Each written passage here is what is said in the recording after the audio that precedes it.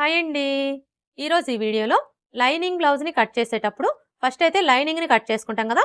తరువాత ఈ లైనింగ్‌ని బేస్ చేసుకొని మెయిన్ క్లాత్ ఎలా కట్ చేసుకోవాలి, అలాగే లైనింగ్‌ని మెయిన్ పీస్‌ని జాయింట్ చేసుకునేటప్పుడు ముడతలు రాకుండా ఫినిషింగ్ నీట్‌గా రావాలి అంటే ఏ విధంగా జాయింట్ చేసుకోవాలి అనేది ఇప్పుడు చూద్దాం. ముందుగా లైనింగ్‌ని పక్కన పెట్టేసుకొని మెయిన్ క్లాత్‌ని ఇలా ఫోల్డ్ చేసుకోవాలి. అంటే ఫోల్డింగ్ వచ్చేసి మన వైపు ఉండాలి. ఓపెన్స్ వచ్చేసి మనకు ఆపోజిట్‌లో ఉండాలి. ఇలా ఫోల్డ్ చేసుకున్న తర్వాత ఇప్పుడు ఈ బ్లౌజ్ పీస్కి డిజైన్ ఎలా వచ్చింది, అలాగే బార్డర్ ఎలా వచ్చింది అనేది మనం ఒకసారి చెక్ చేసుకోవాలి. ఇక్కడైతే చూడండి, మనకి డిజైన్ అంతా కూడా ఒకే వైపుకి వచ్చిందనమాట. అలాగే బార్డర్ వచ్చేసి ఒక వైపున పెద్ద బార్డర్ వచ్చింది, ఇంకొక వైపున చిన్న బార్డర్ వచ్చింది. ఇలా వచ్చినప్పుడు మనం హ్యాండ్స్ రెండు కూడా ఇటువైపునే కట్ చేసుకోవాలి. ఇప్పుడైతే క్లాత్ని మరలా ఇలా సగానికి ఫోల్డ్ చేసుకోవాలి. అంటే మనకి రెండు హ్యాండ్స్ కావాలి కాబట్టి ఈ విధంగా 4 లేయర్స్ వచ్చేలాగా ఫోల్డ్ చేసుకోవాలి. ఇలా ఫోల్డ్ చేసుకున్న తర్వాత ఇప్పుడు లైనింగ్ని తీసుకొని ఈ విధంగా పెట్టేసుకోవాలి. చూడండి, మనం లైనింగ్ని ఈ విధంగా పెట్టేసుకున్నప్పుడు ఈ లైనింగ్ క్లాత్ యొక్క ఫోల్డింగు, అలాగే మెయిన్ క్లాత్ యొక్క ఫోల్డింగు రెండు ఒకే వైపునకు ఉండేలాగా చూసుకోవాలి. ఇలా పెట్టేసుకొని ఇప్పుడు ఈ లైనింగ్ కంటే కూడా మనకి మెయిన్ క్లాత్ వచ్చేసి చుట్టూ ఒక 1/2 ఇంచ్ ఎక్స్ట్రా ఉండేలాగా కట్ చేసుకోవాలి. కరెక్ట్గా మాత్రం కట్ చేసుకోవద్దండి. ఈ విధంగా చుట్టూ ఒక 1/2 ఇంచ్ లేదా 1/4 ఇంచ్ ఎక్స్ట్రా ఉండేలాగా కట్ చేసుకోవాలి. హ్యాండ్స్ని కట్ చేసుకున్నాం కదా! ఇప్పుడు మరలా క్లాత్ని ఇలా 2 లేయర్స్ ఉండేలాగా ఫోల్డ్ చేసుకోవాలి.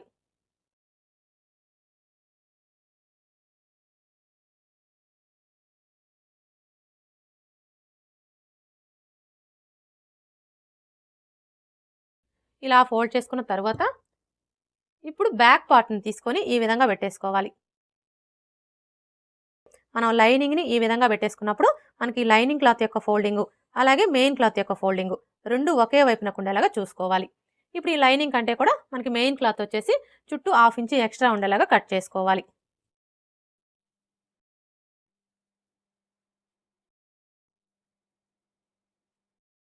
బ్యాక్ పార్ట్ని కూడా కట్ చేసుకున్నాం కదా! ఇప్పుడు ఫ్రంట్ పార్ట్ని కట్ చేసుకోవాలి.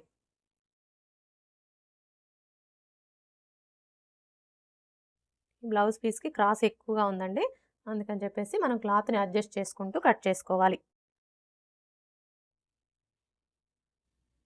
ఇప్పుడు ఈ ఫ్రంట్ పార్ట్ని తీసుకొని ఇలా క్రాస్గా పెట్టేసుకోవాలి. అంటే ఇది వచ్చేసి క్రాస్ కటింగ్ బ్లౌజ్ కాబట్టి మనం ఈ విధంగా క్రాస్గా పెట్టేసుకోవాలి. అదే మీరు తీసుకున్న బ్లౌజ్ స్ట్రైట్ కటింగ్ బ్లౌజ్ అనుకోండి, అలాంటప్పుడు మీరు స్ట్రైట్గా పెట్టేసుకోండి. ఇలా పెట్టేసుకున్న తర్వాత ఇప్పుడు ఈ షేప్ బెల్ట్ని తీసుకొని ఇక్కడ మనకి క్లాత్ అనేది ఎక్కడ అడ్జస్ట్ అవుతుందో అక్కడ పెట్టేసుకోవాలి. ఇలా పెట్టేసుకొని ఇప్పుడు ఈ లైనింగ్ కంటే కూడా మనకి మెయిన్ క్లాత్ వచ్చేసి చుట్టూ ఒక 1/2 ఇంచ్ ఎక్స్ట్రా ఉండేలాగా కట్ చేసుకోవాలి.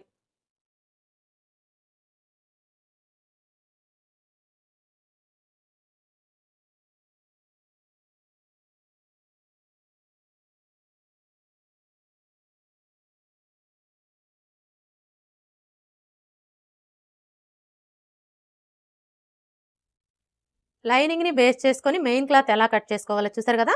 ఇప్పుడు మనం కట్ చేసుకున్న ఈ లైనింగ్ని మెయిన్ పీస్ని ముడతలు రాకుండా ఎలా జాయింట్ చేసుకోవాలో చూద్దాం.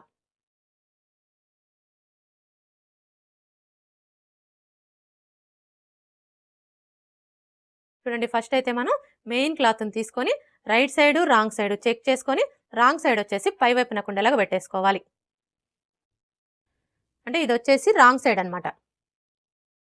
ఇలా పెట్టేసుకున్న తర్వాత ఇప్పుడు లైనింగ్ని తీసుకొని ఈ విధంగా పెట్టేసుకోవాలి. చూడండి, లైనింగ్ని మెయిన్ పీస్ని జాయింట్ చేసుకునేటప్పుడు మీరు మిషన్ మీద అయినా జాయింట్ చేసుకోండి, లేదంటే గమ్తో అయినా జాయింట్ చేసుకోండి, అది మీ చాయిస్ అండి. ఇక్కడ నేనైతే గమ్తోనే జాయింట్ చేస్తున్నాను. ఇది వచ్చేసి గమ్ బాటిల్ అండి. మనకి ఈ బాటిల్ కాస్ట్ వచ్చేసి 17 రూపీస్ అయితే పడుతుంది. ఒక్క బాటిల్ తీసుకున్నారు అంటే మీకు చాలా బ్లౌజెస్కి అయితే వస్తుందండి. ఫస్ట్ అయితే మనం లైనింగ్ని ఇలా ఫోల్డ్ చేసుకోవాలి. ఇలా ఫోల్డ్ చేసుకొని ఈ విధంగా చిన్న చిన్న డాట్స్ పెట్టుకోవాలి. అలాగే మీరు ఇలా డాట్స్ పెట్టుకునేటప్పుడు మరీ దూరంగా పెట్టొద్దండి. అలా అని దగ్గరగా కూడా పెట్టనవసరం లేదు. డాట్కి మధ్యలో గ్యాప్ వచ్చేసి 1/2 ఇంచ్ ఉండేలా చూసుకుంటే సరిపోతుంది.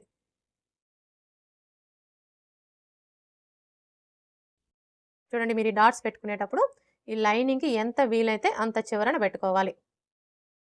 ఈ విధంగా పెట్టుకుంటేనే మనకి స్టిచ్చింగ్ చేసిన తర్వాత ఈ డాట్స్ అన్నీ కూడా ఖర్చులోకి వెళ్ళిపోతాయి అన్నమాట. ఇప్పుడు ఈ లైనింగ్ని ఇలా ఫోల్డ్ చేసుకొని మీ చేత్తో ఒకసారి ప్రెస్ చేయండి. అంటే మనం ఎక్కడైతే డాట్స్ పెట్టామో ఈ డాట్స్ మీద ఇలా ఒకసారి ప్రెస్ చేయాలి. ఇదే విధంగా ఇటువైపును కూడా డాట్స్ పెట్టుకోవాలి.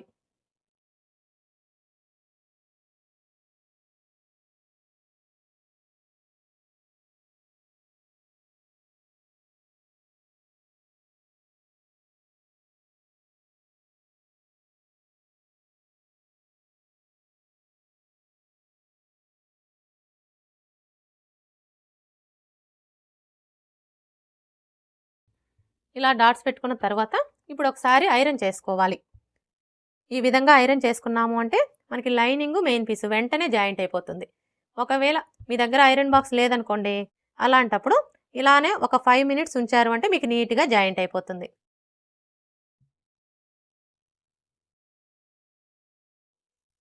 చూసారా? ఇలా జాయింట్ చేసుకున్న తర్వాత ఇప్పుడు ఈ చుట్టూ ఉన్న ఎక్స్ట్రా క్లాత్ మొత్తం కట్ చేసుకోవాలి.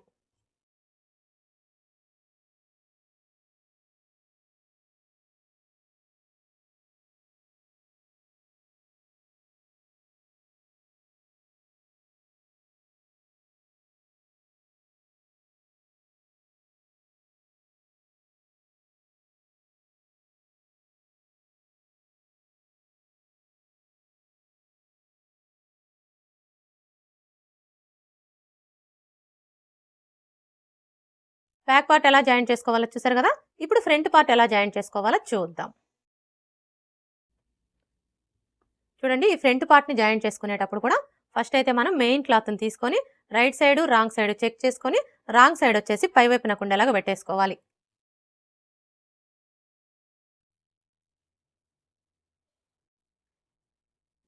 ఇలా పెట్టేసుకున్న తర్వాత ఇప్పుడు లైనింగ్ని తీసుకొని ఈ విధంగా పెట్టేసుకోవాలి.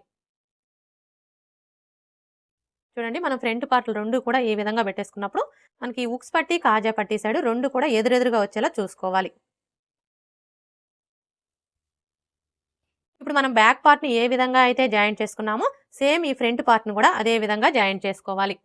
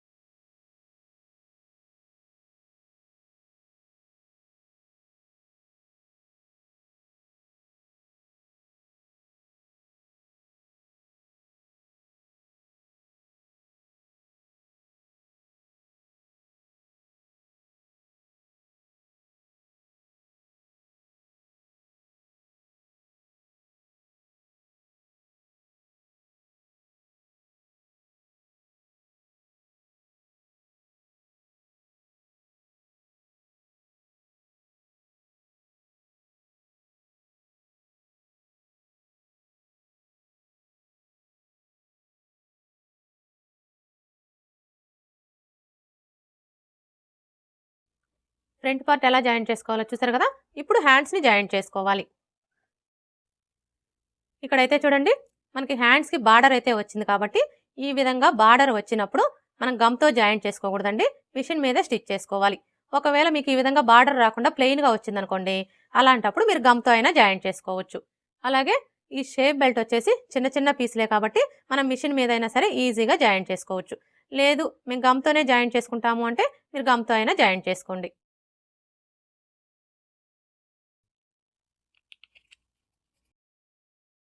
ఓకే ఫ్రెండ్స్, చూసారు కదా, లైనింగ్ని బేస్ చేసుకొని మెయిన్ క్లాత్ ఎలా కట్ చేసుకోవాలి, అలాగే లైనింగ్ని మెయిన్ పీస్ని జాయింట్ చేసుకునేటప్పుడు ముడతలు రాకుండా ఫినిషింగ్ నీట్గా రావాలి అంటే ఏ విధంగా జాయింట్ చేసుకోవాలి అనేది ఎప్పుడైనా సరే మనం లైనింగ్ని మెయిన్ పీస్ని జాయింట్ చేసుకునేటప్పుడు మిషన్తో పని లేకుండా ఈ విధంగా గమ్తో జాయింట్ చేసుకున్నాము అంటే మనకి ఫినిషింగ్ అనేది చాలా అంటే చాలా నీట్గా వస్తుంది. అసలు మనం ఎలా జాయింట్ చేసామో కూడా తెలియదు అనమాట. ఫినిషింగ్ అయితే అంత నీట్గా వస్తుంది. అలాగే మనం ఇలా జాయింట్ చేసుకోవడం వల్ల బ్లౌజ్ని చాలా తక్కువ టైంలో కూడా స్టిచ్ చేసుకోవచ్చు. ఈ వీడియో కనుక మీకు నచ్చినట్లయితే లైక్ చేయండి, షేర్ చేయండి, అలాగే సబ్స్క్రైబ్ చేసుకోండి. Thanks for watching.